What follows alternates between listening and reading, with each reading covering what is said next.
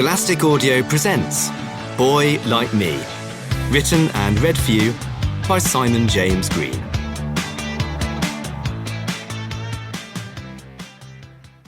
I'd hidden myself away at a table behind one of the bookcases, but the librarian, Mrs. Carpenter, found me when she rounded the shelves with a pile of books she was putting back. "Jamie Hampton, what are you doing lurking here?" She smiled at me. "And do you want a cookie?" She didn't wait for an answer, just produced a packet she was holding under the books and put 2 on my table. "I've been hearing the chatter about the prom," she said. I raised my eyebrows. "Really? Seems to be the thing everyone's talking about. We only put the poster up half an hour ago." "Well, it's exciting. Biggest thing to happen around here in forever." She laughed. "But it's nice. A big event to take someone you like to and all that. Ah, the romance.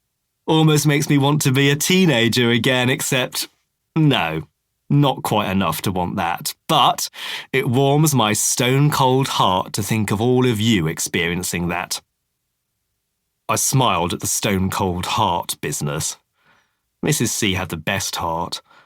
She was funny and kind, but also really sarcastic, and I loved that. She also regularly gossiped about school stuff that students weren't supposed to know about, never hiding her feelings about what she thought of certain staff members. And I loved that even more.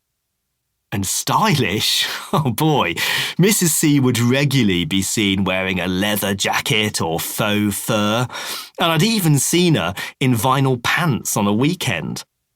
For me, she was on a par with Kate Moss or Winona Ryder.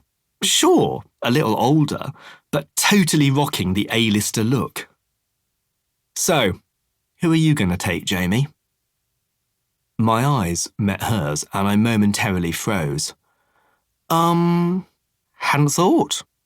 I turned to my cookie, twisting the pieces apart and going in for the cream centre first. "Because if there's anyone you like, you have to take them to the prom," she said.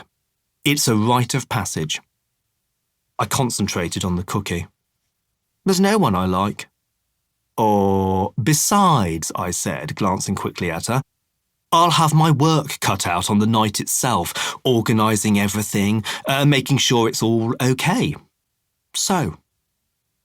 "Very professional," she said. I nodded, and she turned to the shelf, replacing a few books. "Is that rugby shirt new?" she said, back still to me. Yeah." She turned. "I'm used to seeing you in a vest and shirt." Footnote. I promise you, this wasn't a fashion disaster at the time. End of footnote. I wanted to change. "Nothing to do with what happened on Friday, I hope." I froze. What did she mean? "What Jason and Scott were saying?" she continued. I did not know she overheard that. Interior. Library. Friday afternoon. Flashback. Study hall. Jamie Hampton sits alone at his table finishing an English essay on Wuthering Heights. An assortment of other juniors also sit at tables, including Jason and Scott, at a table just behind Jamie. Mrs. Carpenter, behind her desk at the front, surely not within earshot unless she has superhuman hearing. Jason. "You know what's really gay? Guys who wear vests." Scott. "So fucking gay." Jason. "May as well just carry a sign that says, 'Massive queer.'" Scott. "Massive homo." Jason. "Homo." Close up on Jamie. Are they talking about me? I shook myself back to the present and swallowed. "I just wanted a change." "Yeah, you said." Mrs. C nodded and replaced another book, while I hoped that would be the end of it. Truth was, that was why I bought the rugby shirt. I'd been mortified. The idea that Jason and Scott would think that about me. I suppose I was just clueless about fashion.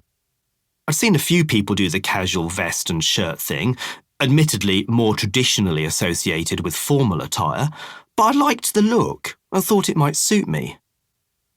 But then again, maybe not. Not if that was the impression it gave, anyway. Don't let other people dictate who you are, Mrs. C continued. I'm not. Good. Because you be you. Be who you want. I am. She gave me a smile. Good. And she disappeared around the shelf. Be you. Who was I anyway?